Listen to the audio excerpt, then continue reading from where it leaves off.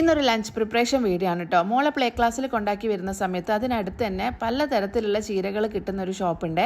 ഈ ഉലുവ ചീരയും പിന്നെ പച്ചച്ചീര, ചുവപ്പ് ചീര, പിന്നെ പാലക് ചീര, അങ്ങനെയുള്ള ഒരുപാട് ഐറ്റംസ് ഉണ്ടാവും. ഞാൻ 2-3 ദിവസങ്ങൾ കൂടുന്ന സമയത്ത് ഓരോ തരം വാങ്ങിച്ച് വന്ന് കറി വെക്കും കേട്ടോ. പിന്നെ അതേപോലെ തന്നെ ഫ്രിഡ്ജിൽ ശാപമോക്ഷം കാത്തു നിൽക്കുന്ന ഒരു പടവലം കുറേ ദിവസമായിട്ട് കിടക്കുന്നു. ഇന്ന് അതിനൊരു മോക്ഷം കൊടുത്തിട്ട് ഒരു കറി വെക്കണം എന്ന് വിചാരിക്കുന്നുണ്ട്. അപ്പോൾ ഞാൻ പരിപ്പും പടവലും ഒരു കറി വെക്കാമെന്നാണ് വിചാരിക്കുന്നത്. പിന്നെ ഈ ചീരേൻ്റെ ഒരു ഉപ്പേരിയും വെക്കാം. ചീര മുഴുവനായിട്ട് ഇവിടെ ചിലവാകാൻ പോകുന്നില്ല, അതുകൊണ്ട് ഞാൻ പകുതി മാത്രമേ എടുക്കുന്നുള്ളൂ. അതൊക്കെ ഒന്ന് സെറ്റാക്കി വെച്ച് വേഗം ചീര മുറിച്ച് അതിൻ്റെ തണ്ടും കാര്യങ്ങളൊക്കെ വേഗം തന്നെ പുറത്തേക്ക് കൊണ്ടിട്ടോ. അതിനുശേഷം പരിപ്പും പടവലവും ഒരു കുക്കറിലേക്ക് ഇട്ടിട്ട് മഞ്ഞൾപ്പൊടിയും മുളക് പൊടിയും കറിവേപ്പിലയും പച്ചമുളകൊക്കെ ഇട്ട് ഉപ്പും കൂടിയിട്ട് വെള്ളം ഒഴിച്ചിട്ടൊന്ന് വേവിക്കാൻ വെക്കുന്നുണ്ട്. അരപ്പിന് വേണ്ടിയിട്ട് കുറച്ച് തേങ്ങയും ജീരകവും ചെറിയുള്ളിയും മഞ്ഞൾപ്പൊടി ഇട്ടിട്ട് നല്ല രീതിയിൽ അരയണ്ട കേട്ടോ. ചെറിയൊരു തരിതരിങ്ങനെയുള്ള രീതിയിൽ അരയ്ക്കുന്നതാണ് എനിക്കിഷ്ടം.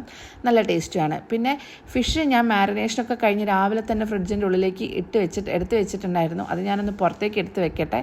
നമ്മുടെ ഈ ചീരേൻ്റെയൊക്കെ പരിപാടിയൊക്കെ കഴിയുമ്പോഴത്തേക്ക് അതിൻ്റെ തണുപ്പൊന്ന് വിടും. അപ്പോൾ നമുക്ക് വേഗം തന്നെ ഫ്രൈ ചെയ്തെടുക്കാം. പിന്നെ അത് ചീര കട്ട് ചെയ്തെടുക്കുന്നുണ്ട് കേട്ടോ. ചീര എപ്പോഴും നല്ല പോലെ കഴുകിയിട്ട് മാത്രം വേണം നമ്മൾ കട്ട് ചെയ്യാൻ വേണ്ടിയിട്ട്. ഇല്ലെങ്കിൽ ചെറിയ തരം ഒരു പൂഴി കടിക്കുന്ന പോലെ ഇങ്ങനെ ഇങ്ങനെ കടിച്ചുകൊണ്ടിരിക്കും. ഒരു പൂഴി പോലെയുള്ള മണ്ണിലാണ് തോന്നുന്നു ഈ ചീര നമ്മൾ കൃഷി ചെയ്തെടുക്കുന്നത്.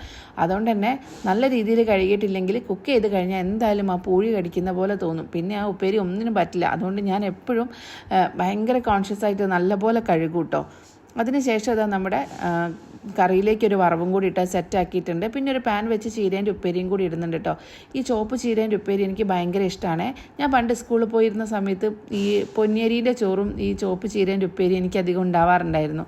അപ്പോൾ ഈ ഉച്ചസമയം ആകുമ്പോഴത്തേക്ക് ആ ചോറിലൊക്കെ ആ ഒരു ചുവപ്പ് കളറൊക്കെ കലർന്നിട്ട് ആ ഒരു ഓർമ്മയാണ് എനിക്ക് എപ്പോഴും ചീരേൻ്റെ ഉപ്പേരി കാണുമ്പോൾ വരിക.